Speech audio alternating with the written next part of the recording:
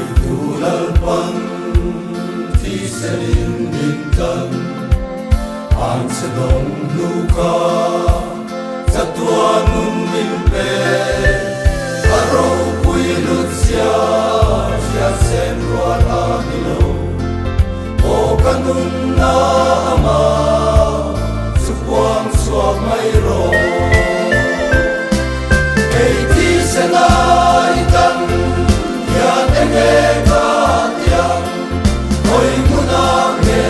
yoy nim sila dom har sa she omi mitui ta fo dom poni la apoy lo velal pa kam su marei silo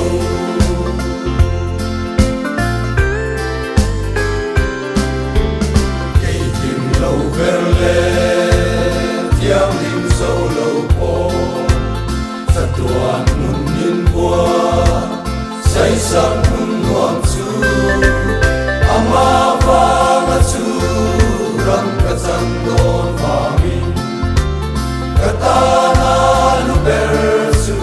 lali swami kay ti senaitan yan engega tiang hoy munange yoy nim sila dom har sa she omi mitui ta fo dom poni la apoy lo velal pa kam su marei silo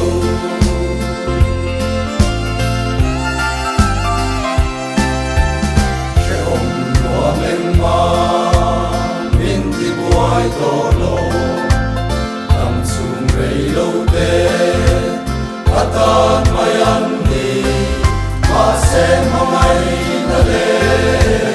sa tuang ralo tu Rose levan ram nuam su lalpan min kasi kay ti senaitan yan engega tiang hoy munange yoy nim sila dom har sa she omi mitui ta fo dom poni la apoy lo velal pa kam su marei silo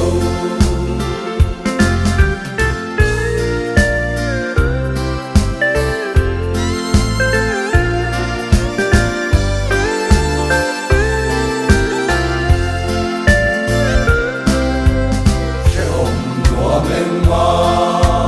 minti buai tolo kam sum rei lo te atan mayan